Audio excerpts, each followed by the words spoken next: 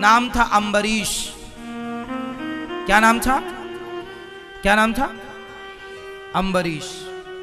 अम्बरीशो महाभागा सप्तद्वीपवती महिम। एक अम्बरीश नाम के भक्त थे। वो बेचारे इतने बड़े भक्त थे, सप्तद्वीपवती महिम, सातवां द्वीप के संपूर्ण विश्व के राजा थे अम्बरीश, लेकिन बहुत बड़े भक्त थे। अपने हाथ से गेहूं पीसते थे चक्की से, अपने हाथ से रोटी बनाते थे, अपने हाथ से भगवान को भोग लगाते थे, और भगवान के पूजा के बर्तन अपने हाथ से साफ करते थे। भगवान की ड्रेस, भगवान के वस्त्र अपने हाथ से बनाते थे, भगवान की माला अपने हाथ से बनाते थे, भगवान के लिए पुष्प खुद तोड़कर लाते थे, जमीन में सोते थे। ऐसे श्रेष्ठ भक्त थे अम्बरीश जी। और वो एकादशी बहुत करते थे। एकादशी के दिन निराहार रहते थे, कोई जलपान नहीं। द्वादशी के दिन ब्राह्मणों को भोग लगाकर, ब्राह्मणों को भोजन पवाकर, और फिर वो पाते थे। एकादशी में बड़ी निष्ठा थी। एक दिन एक घटना घट गई। दुर्वासा जी आ गए।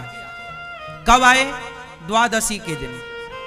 और द्वादशी का नियम होता है, एकादशी का नियम होता है कि द्वादशी को ही पारण कर लेना चाहिए।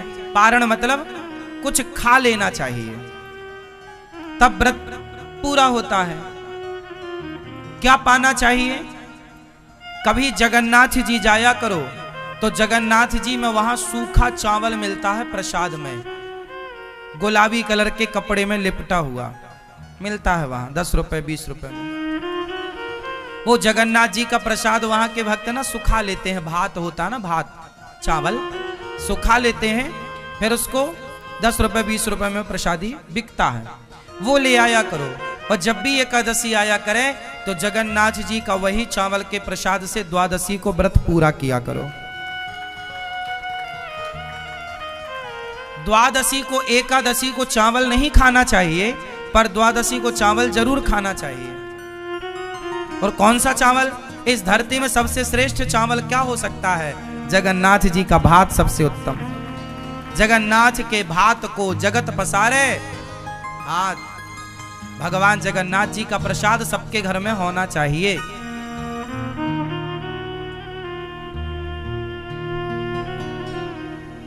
हम तो कहते हैं जगन्नाथ जी का प्रसाद अपने घर में ले आओ और 2-2 दाने रोज खाया करो प्रसाद जगन्नाथ जी का। मिलता है ना। आप में से कितने लोग जानते हैं सूखा चावल मिलता जगन्नाथ जी में? हाँ, कभी जाओ तो जगन्नाथ जी से ढेर सारा प्रसाद ले आना। चावल सूखा हुआ बनाते हैं ना चावल, फिर उसे सुखा लेते हैं धूप में, फिर वो बिकता है। तो दुर्वासा जी द्वादशी के दिन आए। उस समय अम्बरीश ब्राह्मणों को भोजन करा रहे थे और त्रयोदशी लगने वाली थी, मतलब तिथि बदलने वाली थी। अब तिथि बदलने के पहले आपको पारण करना पड़ता है। अब दुर्वासा जी आए तो अम्बरीश जी ने कहा महाराज आप भी पाओ। बोले मैं नहा के आता हूं। तो वो नहाने में जरा लेट हो गए दुर्वासा जी। तो अम्बरीश की तिथि निकली जा रही थी।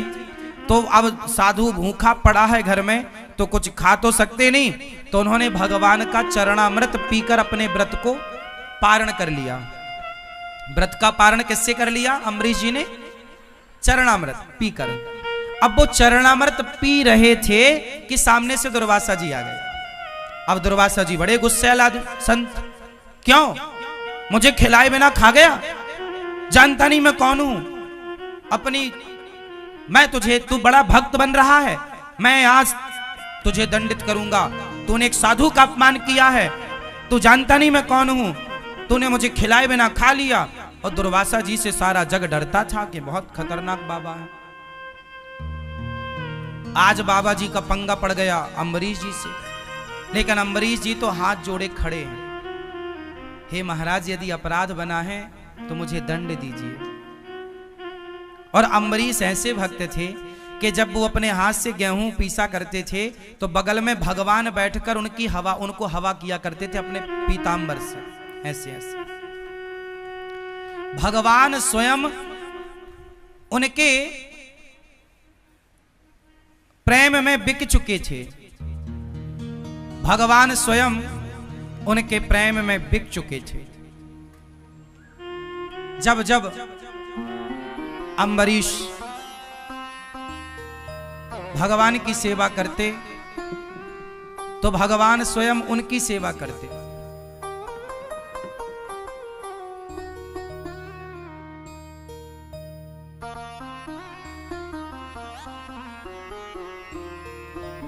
अम्बरीश उनकी सेवा करते और भगवान उनकी सेवा करते। अब भगवान ने अपना सुदर्शन नियुक्त कर दिया था, सुदर्शन नियुक्त कर दिया कि तुम पर कोई संकट आएगा तो मेरा सुदर्शन तैयार रहेगा। अब दुर्वासा जी को गुस्सा आई कि तुमने मुझे खिलाए बिना खा लिया, तो एक बाल उखाड़ा अपना दुर्वासा जी ने और पटक दिया। और जब पटका तो उस बाल को पटकने से एक राक्षसी पैदा हो गई, नाम था कृत्या। उस कृत्या ने अम्बरीश को नुकसान पहुंचाने के लिए, खाने के लिए दौड़ी, और जैसे ही दौड़ी तो भगवान का सुदर्शन चक्र नियुक्त था, जाकर कृत्या को भस्म कर दिया। और सुदर्शन साक्षात भगवान है, इसलिए भागवत जी में देखो आगे सबसे क्या रखा है, यह सुदर्शन। इसलिए हम कहते हैं कि अपने घर में द्वार के ऊपर भगवान सुदर्शन को लगाइए। ये देखो सुदर्शन चक्र, ये बीच में तिलक, ये बीच में शंख, ये सुदर्शन, ये भक्तों के परम रक्षक हैं। भक्तों को जो नुकसान पहुंचाता है सुदर्शन चक्र एक्टिव हो जाते हैं। अम्बरीश को नुकसान पहुंचाना चाहा, सुदर्शन भगवान एक्टिव हो गए, कृत्या को भस्म की, और दुर्वासा जी को मारने सुदर्शन भगवान दौड़े। अब छोड़ूंगा नहीं बाबा, बहुत बड़ा बाबा बनता है, मेरे भक्त को नुकसान पहुंचा रहा। अब दुर्वासा जी भागे, हे ब्रह्मा बचाओ, ब्रह्मा बचाओ। ब्रह्मा ने देखा कौन आया, दुर्वासा क्या हुआ, बोले सुदर्शन चक्र लगा है पीछे। ब्रह्मा जी बोले निकलो मेरे घर से, हमारी ठिकाना नहीं है सुदर्शन से, तो निकलो। शंकर जी के पास गए, हे प्रभु बचाओ। शंकर जी बोले बाहर जाओ, अभी कोई गुंजाइश नहीं है, जिनका चक्र है उनके पास जाओ। अब गए भगवान नारायण के, हे प्रभु पाहि माम पाहि माम, हे प्रभु क्षमा क्षमा। भगवान बोले क्या हुआ, महाराज हम तो आपके भक्त हैं, पता नहीं क्या अपराध हुआ, ये सुदर्शन हमें मारे डाल रहा, जलाए जा रहा है, गर्दन काट देगा। भगवान बोले कि आपने किसका अपराध किया है। सुदर्शन जी बोले प्रभु इसने जो आपके आश्रित भक्त है अम्बरीश, उसे नुकसान पहुंचाना चाहा है बाबा जी ने, छोड़ूंगा नहीं। अब भगवान बोले तो फिर मैं भी सेवा नहीं कर पाऊंगा आपकी इस बार। अब दुर्वासा जी घबराए कि जब भगवान नहीं बचा रहे हैं तो अब कौन बचाएगा। अब दुर्वासा जी घबराए, चरणों में गिर पड़े, प्रभु आप बताओ मैं क्या करूं। भगवान बोले जिसका अपराध किया है उस भक्त से जाकर क्षमा मांगो, वो क्षमा कर देंगे तो ये चक्र शांत हो जाएगा। तब दुर्वासा जी दौड़े दौड़े अम्बरीश जी के, तब तक दुर्वासा जी के शरीर जलने लगा, मूंछों के बाल भी कुछ जल गए। दौड़े दौड़े अम्बरीश जी के चरणों में गए। अम्बरीश जी ने देखा महाराज आप तो साधु हैं। अम्बरीश जी ने साष्टांग प्रणाम किया दुर्वासा जी को। दुर्वासा जी ने कहा हे अम्बरीश हमें क्षमा करो, हमने भक्त का अपमान किया है, अपराध किया है। तब दुर्वासा जी के लिए अम्बरीश ने सुदर्शन भगवान से प्रार्थना की, हे सुदर्शन भगवान, यदि मैं भगवान का अनन्य भाव से चिंतन करता हूं, मैंने भगवान के सिवा अपने हृदय में किसी को स्थान ना दिया हो, मेरे अंदर यदि किसी के प्रति छल कपट ईर्ष्या द्वेष ना हो, तो हे सुदर्शन भगवान आप शांत हो जाइए। सुदर्शन भगवान शांत हो गए और दुर्वासा जी की रक्षा हुई। तब से दुर्वासा जी को समझ में आया कि भक्तों से पंगा लेने का नहीं। भगवान से पंगा लोगे चलेगा, पर भक्तों से जो आप लोग साधुओं का अपमान करते रहते हो ना, अरे वो बाबा जी तो पाखंडी हैं, अरे वो तो ऐसे हैं ना, सच्ची बताओ तुम कितना जानते हो? सुनी सुनाई बातें क्यों? और हमें क्या करना कि कोई कैसा है? भगवान है ना न्याय करने के लिए। रावण के साथ न्याय भगवान ने किया ना, उसे दंड मिला ना उसके किए का। द्रौपदी की साड़ी उतारी थी तो दुशासन ने, दंड मिला। ईश्वर के घर देर है, अंधेर नहीं है। तुम अपराधी मत बनो। इसलिए कबीरदास जी ने कहा है, ना काहू से दोस्ती, ना काहू से, ना तो हमें किसी की निंदा चुगली करना, ना तो हमें किसी की प्रशंसा करना। अच्छा कहना है तो भगवान को, और बुरा कहना है तो खुद को। हम बुरे हैं, बुरा जो देखन मैं चला। बुराई करनी है तो खुद की करो, बुराई देखनी है खुद की देखो, और अपने को बेहतर बनाओ, अपराध नहीं। और हमारे देश में 99% लोग यही करते हैं दिन भर, कि वो ऐसे हैं, वो वैसे, वो पाखंडी। तुम्हारी पड़ोसन रोज वृंदावन आने लग जाए, तुम्हारी पड़ोसन महीने में हर महीने वृंदावन आने लग जाए, माला जपने लग जाए, तुलसी पहनने लग जाए, तो पड़ोसन बोलती है पाखंडन है, बड़ी पाखंड रच रही है। हाँ, तो वृंदावन आ रही है, तुलसी पहन रही है, कृष्ण कृष्ण जप रही है, तो तुम पाखंड कह रही हो, है ना? और तुम जो रोज किट्टी पार्टी करती हो, लूडो खेलती हो मोबाइल में, ये सही है? तुम कौन होते हो किसी को पाखंडी कहने वाले? हो सकता है उसका भाव सच्चा हो, वो भगवान से सच्चा प्रेम, और झूठा भी हो तो वृंदावन तो आ रही है, कौन से बियर बार जा रही है, कौन सा क्लब में जा रही है? वृंदावन तो आ रही है। तुलसी की माला ही तो पहन रखा है उसने, कौन सा अपराध कर रखा है? राम राम ही तो बोल रही है, कृष्ण कृष्ण ही तो बोल रही है, राधे राधे तो बोल रही है, क्या गुनाह, क्या कर रही है? तुम्हें तो बस बोलना है, मुंह फट हो, कुछ भी बोलना है। भगवान मेंढक बनाएंगे तुम्हें अगले जन्म में, टर टर करती रहना, फिर बहुत टर टर करती हो, कुछ भी क्यों बोलना है?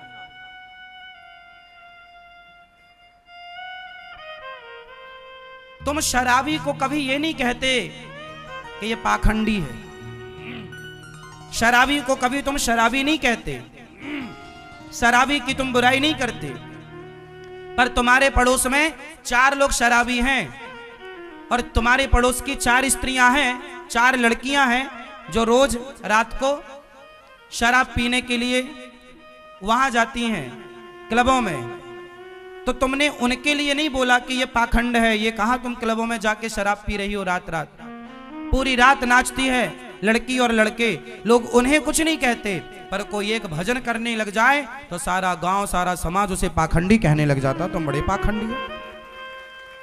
अब बताओ भाई, जमाना कितना उल्टा हो गया है। जो खुलेआम गलत कर रहा है, उस गलत को कोई गलत नहीं कह रहा है, पर कोई सही करे तो सही को लोग गलत कहते हैं। अब ये कलयुग ही नहीं तो क्या है? अंधे हो, धृतराष्ट्र हो, फिर तुम गांधारी हो, पट्टी बंधी है आंखों में, जो तुम सही और गलत को पहचान नहीं पा रहे हो। कोई मांस ना खाए तो मांस खाने वाले लोग उस पर चढ़ाई कर देते, अरे तुम गलत हो, सारे लोग खा रहे हैं मांस, तुम क्यों नहीं खाती हो? यदि परिवार में सारे लोग मांसाहारी हैं और कोई लड़की मांस छोड़ दे, कोई लड़का मांस छोड़ दे, तो घर वाले टूट पड़ते, अरे तुम क्यों नहीं खा रही हो? मतलब भैया हम नहीं खा रहे हैं, गलत है ये किसी की हत्या करना। तो वो लोग क्या कहते, नहीं तुम गलत हो, जो खा रहे हैं वो अपने आप को सही साबित करते, नहीं जी तुम गलत हो। क्यों? वो क्यों सही कह रहे हैं? क्योंकि उनके खिलाफ कोई चला गया सही राह पर। वो क्या चाहते हैं कि हम गलत हैं तो तुम भी रहो। चोर चोर मौसेरे भाई, तुम सही क्यों चली गई? दिक्कत लोगों को गलत आदमी से नहीं है, गलत स्त्रियों से दिक्कत नहीं है, भले लोगों से समाज को दिक्कत है। ये बात सही है या गलत है?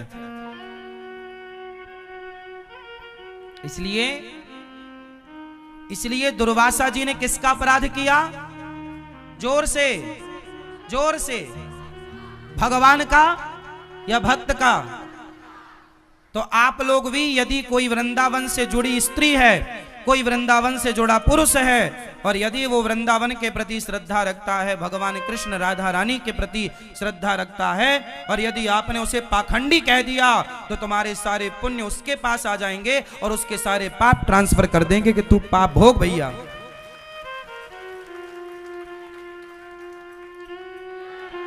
मैं सवाल पूछता हूं आप सबसे मतलब उन लोगों से, आप सबका मतलब है उन लोगों से जो ये शब्द का प्रयोग करते हैं कि तुम पाखंडी हो। भाई क्या पाखंड है? कोई साधु संत बाल बढ़ा लेते हैं, कपड़ा पहन लेते हैं भगवा, तो लोग कहते पाखंडी बाबा है। अरे भाई, भले पाखंड से ही सही वो राम राम तो जप रहा है। दुर्वासा जी का अभिमान समाप्त हुआ, और आज से आपके एक बहुत बड़ी सबक क्या मिली? कथा से क्या सीखा आपने आज? किस अपराध से बचेंगे? किस अपराध से बचेंगे? भक्त के अपराध से। एक पति पत्नी जा रहे थे,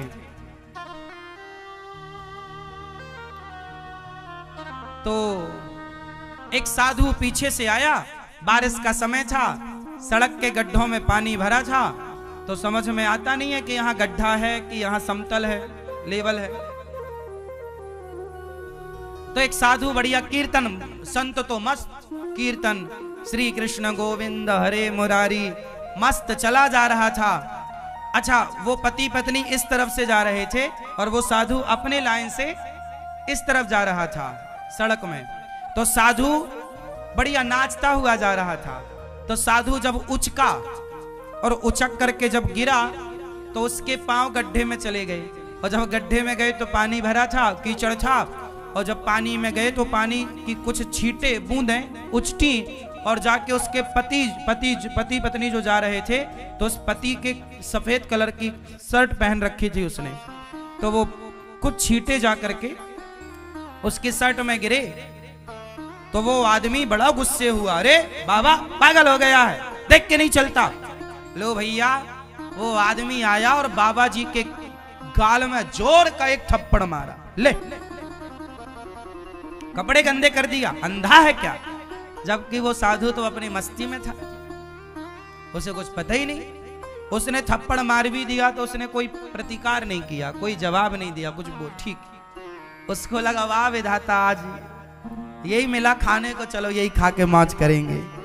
कभी आप बढ़िया मालपुआ खवाते हो, कभी आप चना खवाते हो, कभी गुलाब जामुन खवाते हो, कभी रबड़ी खवा, आज थप्पड़ खवाया, मस्त खुश।